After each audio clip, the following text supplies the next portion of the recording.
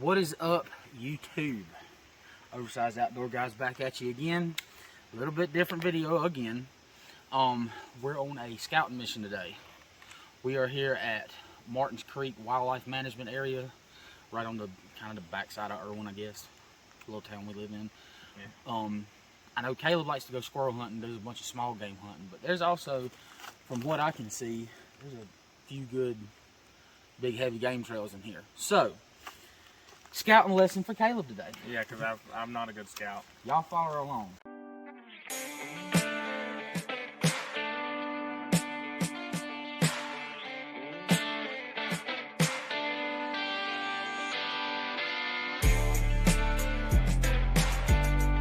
Right here is a very heavily used game trail.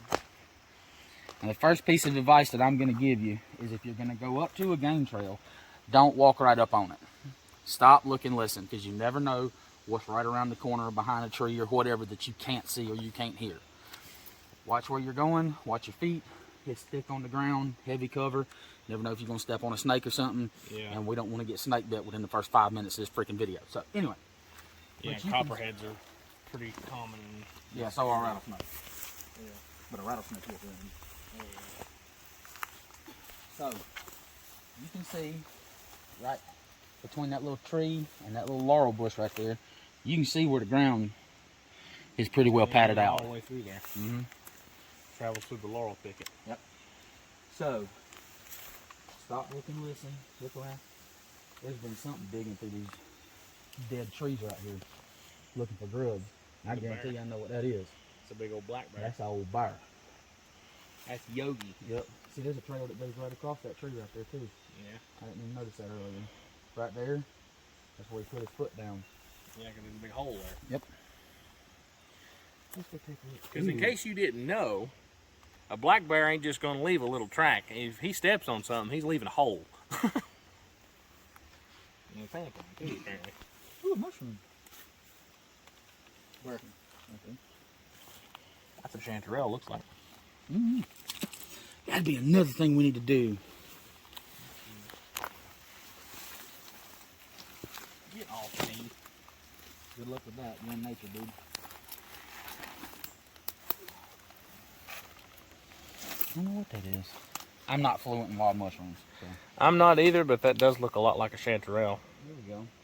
But there are also plenty of false chanterelle species. Here's another thing you need to look out for.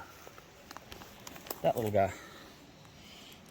Highly doubt that camera's going to pick him up. No, there he is. A little crab spider. Well, I don't want to disturb him because he eats a metric freak ton of bugs. I'm not going to disturb him. I don't see any tracks either. No, but I mean, look. Look all right in here. I don't know if that's a bedding area. I think there's a trail that goes off yonder way, and then there's another one that cuts back over here. So I'm thinking that's just a confluence where the trails meet. I don't see any good tracks. Just a bunch of junk. Mm-hmm. I can tell where the squirrels have been in here though, eating. That's a good sign. Pine nuts. Yeah. That's a good sign because when I was up here last year, I couldn't find none, but I also didn't see no sign either. But if there's sign, chewed up holes and everything. Another spider right there. Another spider right there. All right, let's move along. You're swinging, ain't you? Mm-hmm. We probably walked through him and just didn't pay no attention. You hear that crow? Mm-hmm. When I've deer hunted, and I've deer hunted since I was 3 years old. I'm 32 now. Look at here. Look right there. Good night of living. That is a trail. Right that there. is a trail. All right, let's check it out. How much you want to bet that trail comes across the road and meets over at that one? Guarantee it. Guarantee it. In fact, he's flying, so he's not sitting still. Sometimes when you hear crows, like especially this is just my experience, but when I've deer hunted, if you start hearing crows, just all of a sudden start going nuts in the woods, there's normally deer coming through. There's normally deer because crows cannot stand deer. They'll run them off. I don't know how to do it because deer's like 4 or 5 times the size of a freaking crow, but whatever.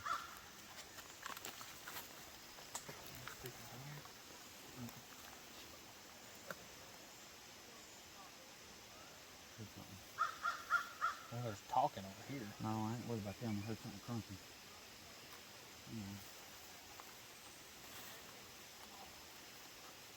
Something's uprooted that tree right there too. I see that. Something's digging. Alright, here we go. Give a track slide.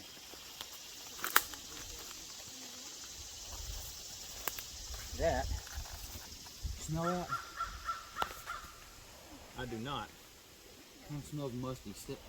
Come over here. Smell that musty smell? I do. That's a bear. I also smell your dick. Well, I mean, that don't smell musty though. That musty smell, that's a bear. That's got to be. I think that's a bear track. Where he just kind of planted his foot and slid down. It looks like he's Yep. slid up That is definitely a bear. Okay, well, that's a bear. I'm not going that way. So, but that is a really nice trail.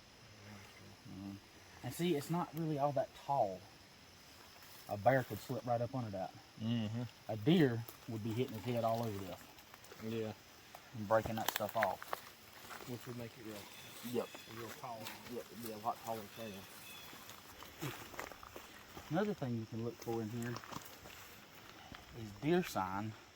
You see where they'll rub the antlers in the trees.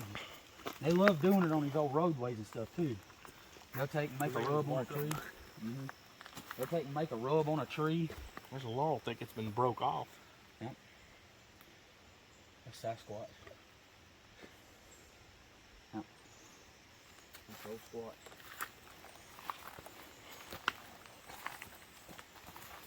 There we go. Pretty neat.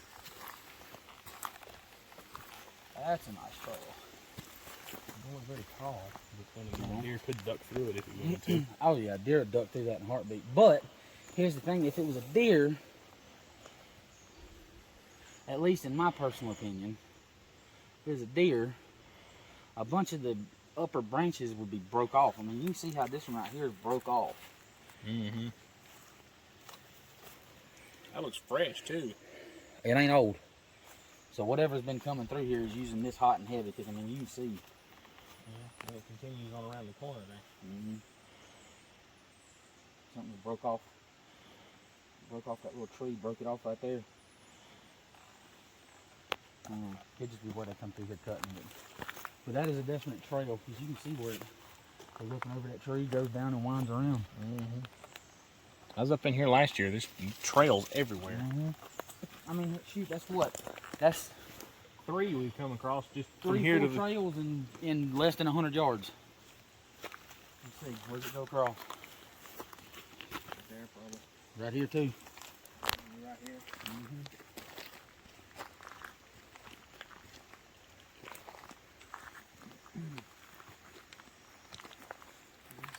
Is this another one right here? Yep.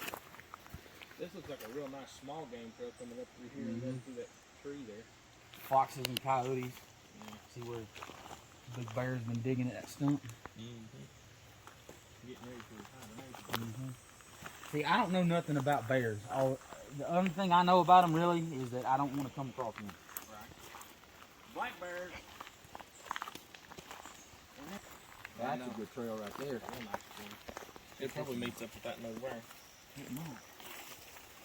I want to find some daggum tracks.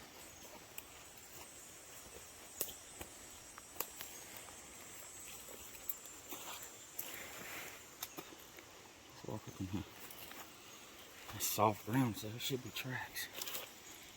Yeah.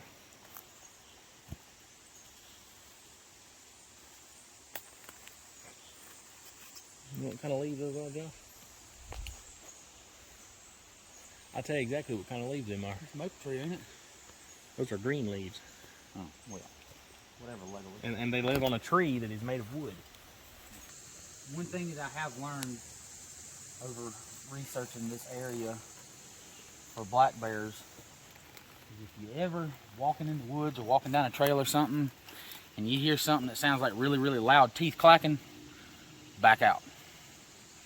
Because that's one thing a bear will do to warn you, is he'll sit there and clack his teeth. Right. Yeah, you ever hear that? Especially with black bears. I don't know if grizzlies do it, but we don't have grizzlies around here, so that really doesn't matter. But maybe grizzlies do that. And y'all are watching, y'all live in grizzly country. Let us know, because I'd love to know if grizzlies do that too. I know grizzlies will just stand up and sit there and stare at you and make themselves look big. But black bears, they'll sit there and clack their teeth at you. Water source. This spot, look, critters. I would love nothing more than to come across a box turtle. I will play with a box turtle all day. There's something. Trip over. We're playing with box turtles today. Now here's a bigger version of that plant that we found earlier. See, now that looks like some kind of pine tree. Kind of does. With fur. Or spruce or something. I think there's something in there, not unless it's just ripping. It's just a drainage. It's actually moving. Running downhill. Well, that would be perfect though. Just coming from here. Look, there's your good shot right there, Josh. Oh man, this would be a perfect good little water source right through here.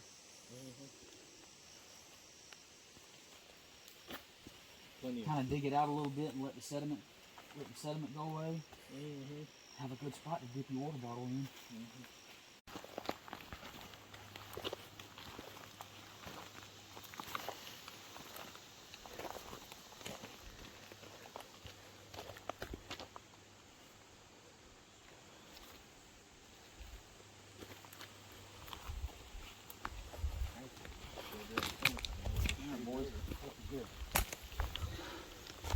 See the claw marks?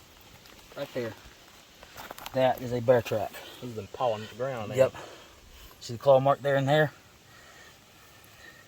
That is a bear track.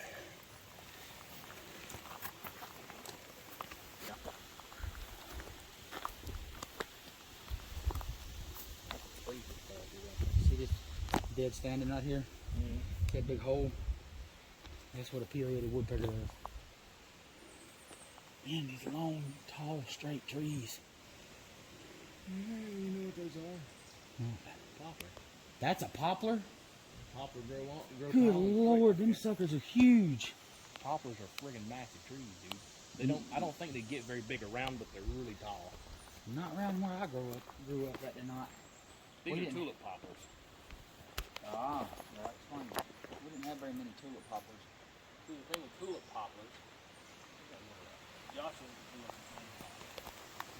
thing with tulip poplars is they're not actually a poplar at all. They're a member of the tulip family.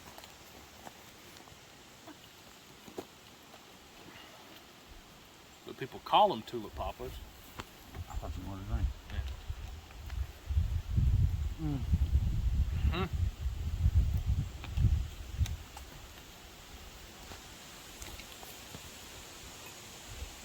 Let's dip out. They're not actually a member of the poplar family at all. Why people call them tulip poplars is Because they're long, tall, straight trees. Yeah. And poplars are long, tall, straight trees. long, tall, straight trees. And the bark, their bark looks similar too.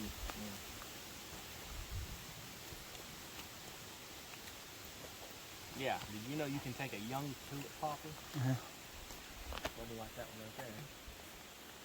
You can peel the bark off of it, and you can weave it to make cordage. Really? I know how to do that. You got to keep it wet, and then once you twist it, you stretch it out. So, because once you stretch it out, the fibers will set. And then you dry it, and you have some real nice cordage.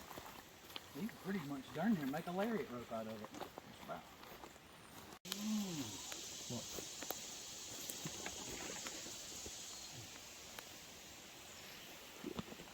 It's not what I thought it was.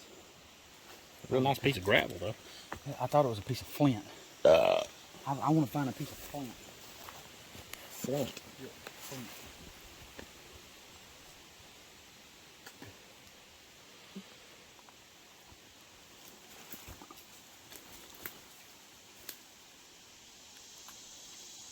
I got the hickory tree.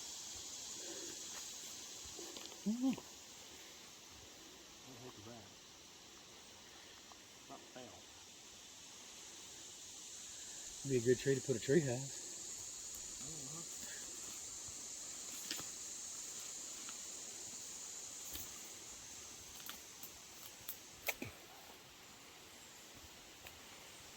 I thought these were cutting. These just little tiny leaves.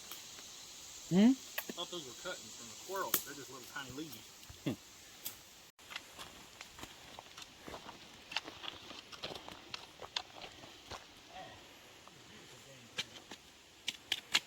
I mean, it ain't gonna hold me up, but yeah, we can do something with that. Peel all the hide off of it. So we took a break from our game trail scouting and ended up doing a thing. Yep. So we all have like At least a whole bunch of walking sticks between us. yeah. I counted it up. I think, assuming that this is one. I like real skinny walking sticks. I've never been one for fat grips. Assuming this one right Another here reason is I a. don't like blocks. Biggest reason why I want a fat grip on mine is what if you got to hit something with it? Right. Hit something or somebody. And plus, I mean, this is still idiotically freaking light. Right. Because it's dead. Yep. It's very dead. It's very dry. It's dead.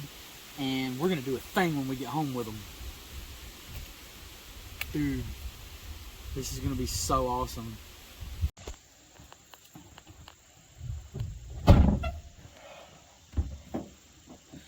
Alright, we just came down off the hill, or off the mountain, Martin's Creek. There's plenty of trails. Oh yeah.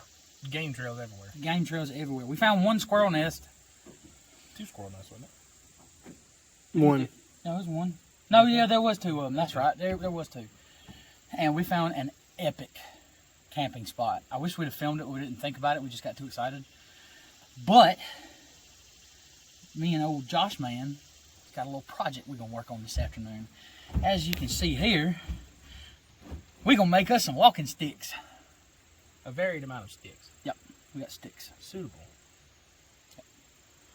Suitable for large lads such as ourselves. There you go. Caleb's got a little birthday function he's got to go to here after a while.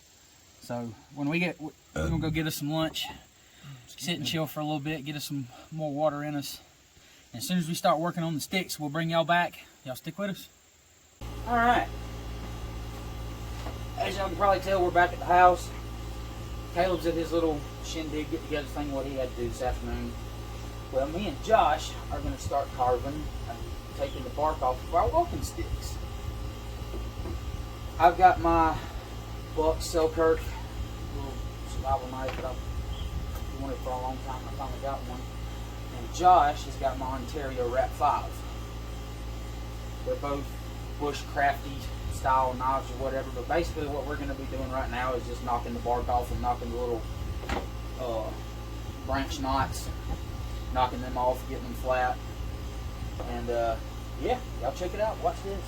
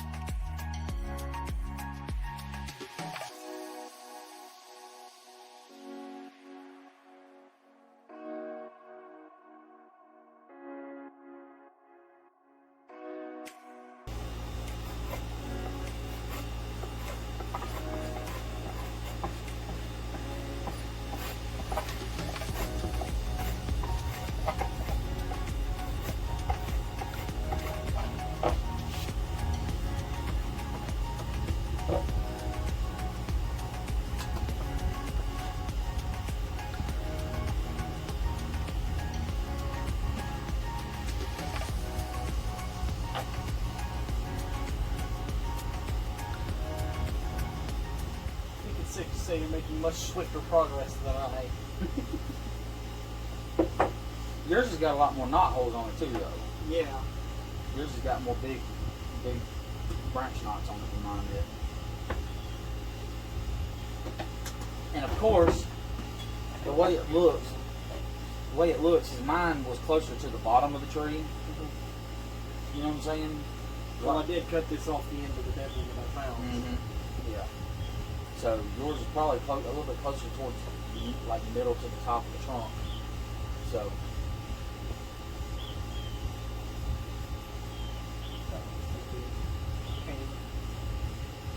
Not for that, it won't. Bob around it. This one right here is going to give you a bit of trouble too. But, I mean, I don't think it's going to be that bad.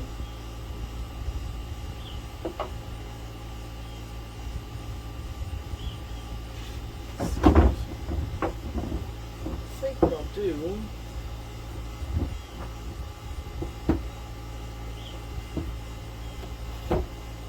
Close down to that right there. And then just have that whole lower section keep the bark on it. Rustic looking. I think I was originally planning to leave the bark on it completely, but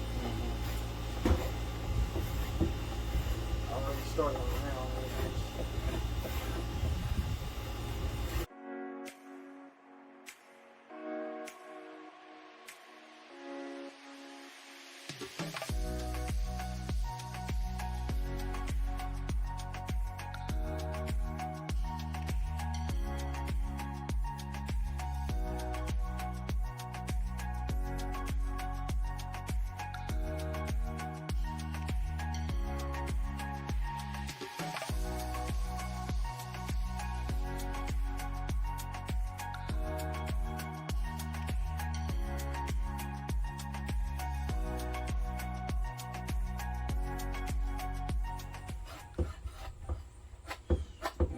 Definitely get down below that kind of punky cambium layer. It looks kind of where the wood looks kind of spongy. Gotta definitely get down below that. Where's that good smooth wood?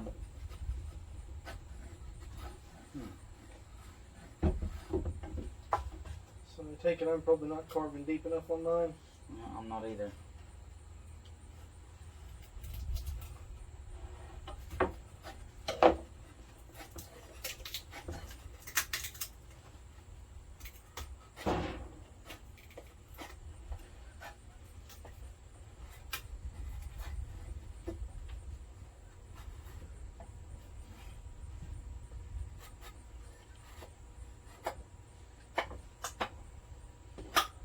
But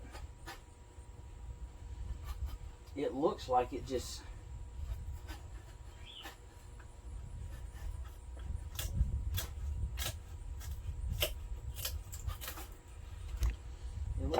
peels right off.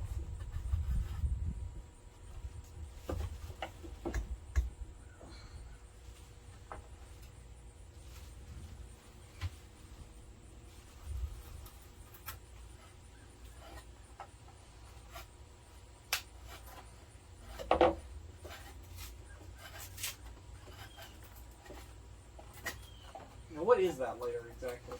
That's the layer, it's called the cambium layer. That's the layer that all the like water and nutrients and stuff flows up to the branches and stuff. Essentially the vein system, basically. Yeah, if I'm not mistaken. Because, I mean, if you look at it,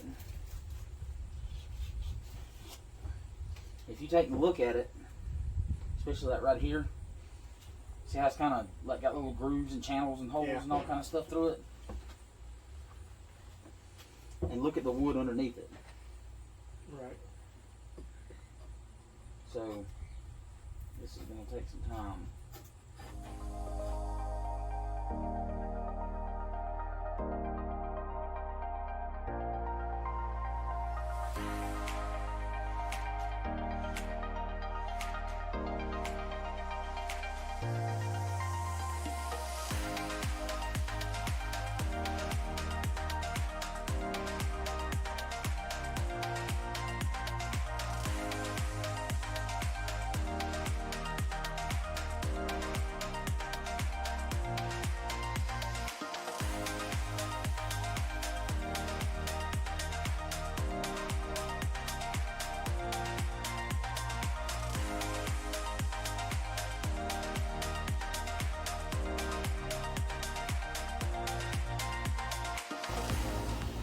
just made the process on mine slightly simpler.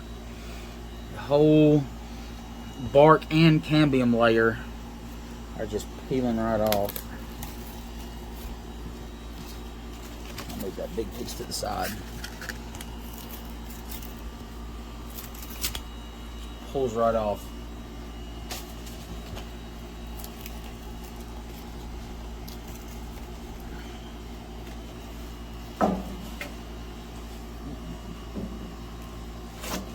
Well, that's up. But we can still get it though, because that has got the absolute vast majority of all the bark off of it, except for down here. All I gotta do, take the knife, run up under it,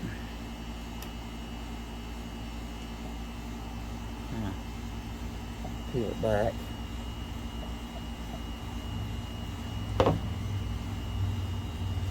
It'll come right off if I can get it in the right spot. But I just made this 10 times easier. And the wood looks 10 times better too. Yeah, because it's not got all the markings of having been shaved. Mm-hmm.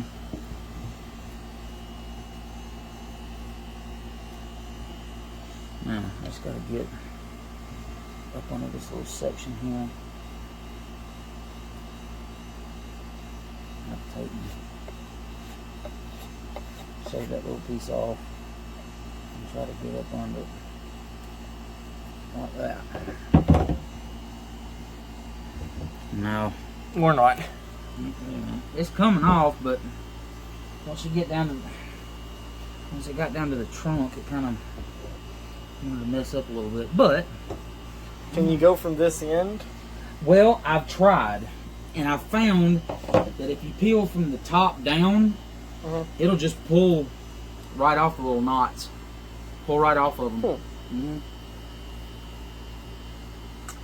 Because the knots the way the bark grows up on the knots, it kind of grows up and over them. So when you peel it back, it just pulls right out.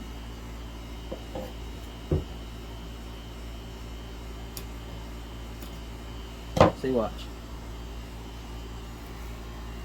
That's a good, solid representation. That'll just peel right off. And then it just kind of flakes off like paper. See if you can get the knife under it, unlike what I just did. I just cut it right off. But if you can get right underneath that little papery layer, like right in here, and just kind of run up underneath it, and be careful while you're doing this, because you can seriously hurt yourself. But I mean, you see what it did in just a couple minutes. Yeah. I mean, that's smooth wood. Feels like it's sanded. Feel it. Oh wow, it actually does. So that's going to eliminate a lot of the process for, having to sand and all that kind of good stuff. Right. I wish I had like a little chisel, like a small wood chisel. You know what I mean? I could take and just go right up under it and pop it out, but because this blade's curved, if I had something flat. This may not be sharp enough, but if you want to try that, you can. Let's give it a go. Nah, it's not. Or maybe I can get it right. Nope, it ain't doing it. Oh. But that's okay. I am perfectly content to try to work it with the edge of the knife. Perfectly content. Because like I say, if I can get right up under that, like that, I can get it right up under that little paper layer and just run the knife underneath of that papery layer of bark. Fiber, exactly, the cambium layer. It'll take and just peel right off. I'm just taking, pull right on back. All right, I think we're gonna wrap it up here for today. We did a bunch of good work on our walking sticks. I've got mine fully debarked. Josh wanted to go for a little bit more rustic look, so he's gonna leave the bark and the knots and stuff all over his, which I think looks really freaking cool. But and he's got this little broke off kind of dead end right here, which still looks pretty freaking cool. Caleb still ain't made it back from his little birthday bonanza thing that he was going to, but that's cool. But if you stuck around this far, we certainly appreciate it. If you're enjoying this type of content, like, share, subscribe. We look forward to seeing y'all on the next episode. Y'all take it easy.